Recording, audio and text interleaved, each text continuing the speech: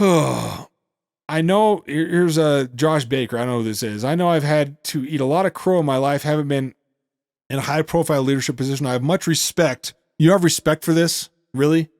Respect for Kevin Ezell and Nam. Thankful for the statement and thankful to now move forward. No, they're just going to do this stuff again. Without the backlash, they would have kept doing the same thing. And they got called out, and so they changed their mind, all the while still saying, hey, I hope this group does well.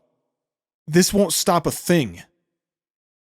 They're just going to try it again and try it again. And maybe this time they'll try it again, but maybe not be so vocal about it, so regular pew sitters don't see what's going on. Yeah, yep. This is a lot like PayPal's regret for a bad decision that was just not considered, but that was not just considered, but actually implemented. A look at the quote tweets reveals something important in absence of discernment, lack of true integrity, and uncovers the liberal drift. Local woke SBC, thank you for your integrity leading well. Integrity would have been not, there's more thread here. I like this. I like where this is going. You can tell. Not hitching up to the he gets us wagon. Thankfully, though, they unhitched. If you look at the feed of these quote tweeters, the pastors praising this, how many do you find that rightly called this out? Very, very few.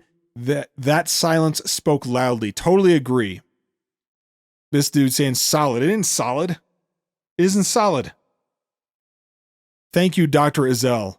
So let's get this straight. You have a bunch of people here saying, we're really glad that you exercise literally no discernment whatsoever, and probably negative discernment, ecumenical partnership with rank evil, because it is evil to misrepresent Christ. It just is. And you got caught, and so you had to come to the table and say, okay, we're not going to join with them anymore. And getting somehow this is praiseworthy. It isn't.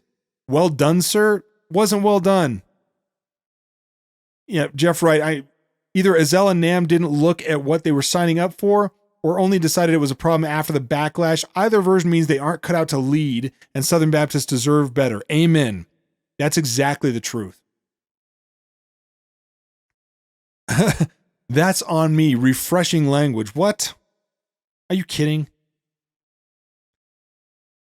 Yeah, Michelle Leslie, the decision has been reversed. Thankful the decision was made. Yes, I'm thankful the decision was made. It doesn't make Kevin Ezell and the North American Mission Board any less corrupt just because they got caught this time, but I agree with this.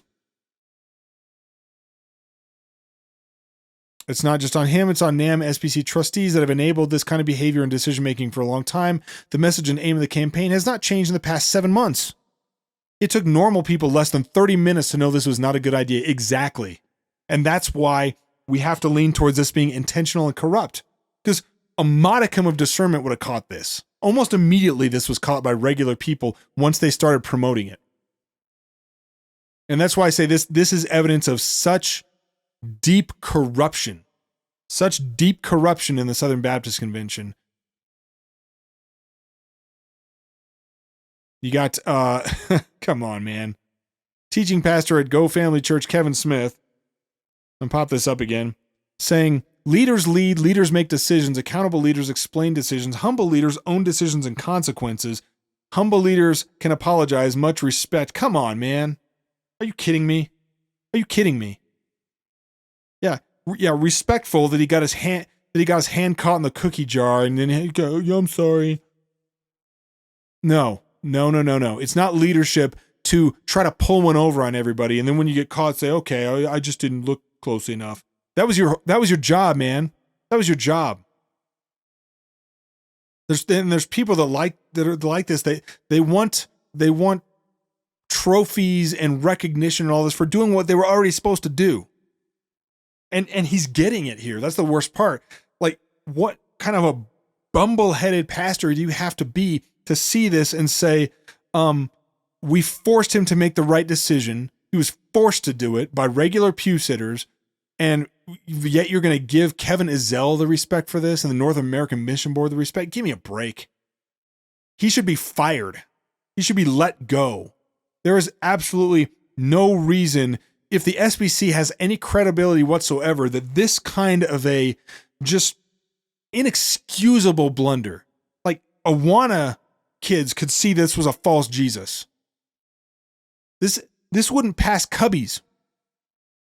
And yet this is an institutional leader. He's going to keep his job. And they're going to try this kind of stuff again.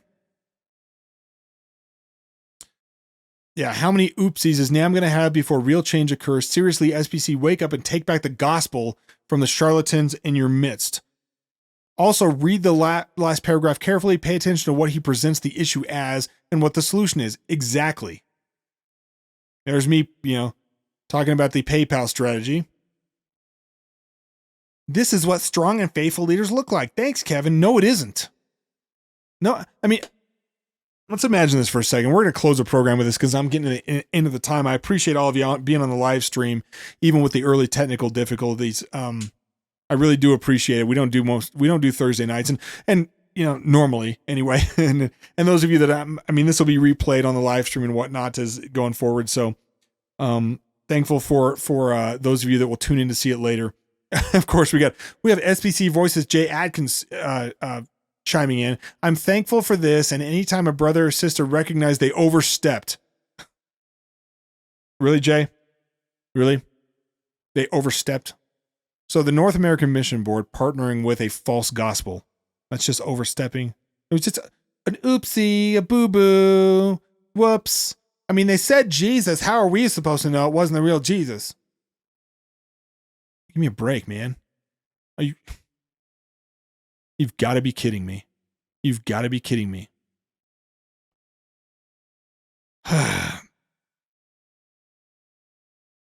Okay, for this example, let's just say that Kevin Ezell, whoever, let's just say any evangelical leader in a position of institutional leadership of a supposedly Christian organization is on social media or publishes an article or something where they say, I think that Jesus was created by the Father. I think that Jesus wasn't eternally existing as a person in the Godhead, but that the Father created him at some point. Let's just say they say that. And it goes kind of unnoticed. Maybe they find some groups that, that sort of say the same thing that they're kind of working with behind the scenes. And then eventually they kind of come out and say it, hey, we're partnering with this group over here that thinks that Jesus was a created being. And all of us call them out on it. And then they come out with a letter say, I made a mistake. Actually, that wasn't what I meant to say. I really do believe that Jesus was co-eternal person of the Godhead. I really do believe that. What would we do? Would you see this list of namby-pamby pastors out there saying, thank you for your integrity, evangelical leader. Thank you for finally coming back to the table and correcting this false thing that you were caught up in. Would we say that? No. We would say he's just lying because he got caught. This is what he really believed is what he acted like, what he did. That's what we would say. And how is this too different? How is this different than that? You partner with an evangelical, quote unquote, evangelical group that preaches a false gospel, false Jesus. It's just dripping with social justice, just dripping with intersectionality and critical theory and all of these unbiblical, worldly, Marxist-sourced ideas. And you run with it like this is going to be cool with everybody. When we all say it's not cool, it's not biblical, we're not okay with it, and you have to come to the table and say, I guess we're not going to partner with this anymore, we're all supposed to think, oh, he's actually orthodox? Oh, this group is actually orthodox? This was just a boo-boo? This was a calamitous doctrinal error, calamitous associational error committed by the largest organization, or the second largest organization in the Southern Baptist Convention. Inexcusable. And yet we're supposed to just take Kevin Ezell's letter where he's like, whoopsie, like it was an overstep. This was too broad. We can't really partner with it. We're supposed to just take that and be like, oh, okay. I guess he's actually orthodox. I guess he actually doesn't believe in this litany of garbage that he was partnering the Southern Baptist Convention with. That's what we're supposed to accept.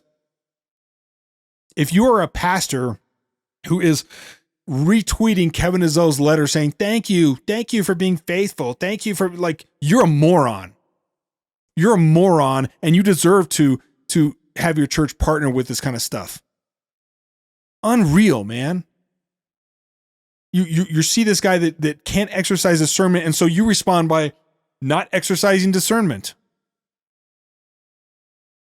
The only people that we should be seeing on social media right now who are saying, good job, Kevin, for fixing this. Thank you for fixing this, are the platform shills and SBC voices. Those are the only people that should be on here saying this. We see anybody on here saying, thank you, this is what leadership looks like. You're a tool. If you're sitting here saying this is what leadership looks like, you're a straight moron, and your congregation deserves better. Your pastor's saying this, you might need to leave. I don't say that lightly. That's a serious thing I'm saying. Your pastor's on social media saying, thank you, Kevin Ezell, for your leadership. You probably need to find a better church. It's not going to get any better. Because your pastor has no more discernment than Kevin Ezell does, if that's what he's saying. Unbelievable. Thank you for your humble response and disassociation. Come on. Grateful for the leadership of Kevin Ezell at NAM. Really? This was leadership. This was leadership. If this is what the Southern Baptist Convention and churches think was leadership, we got just major problems, and it ain't coming back.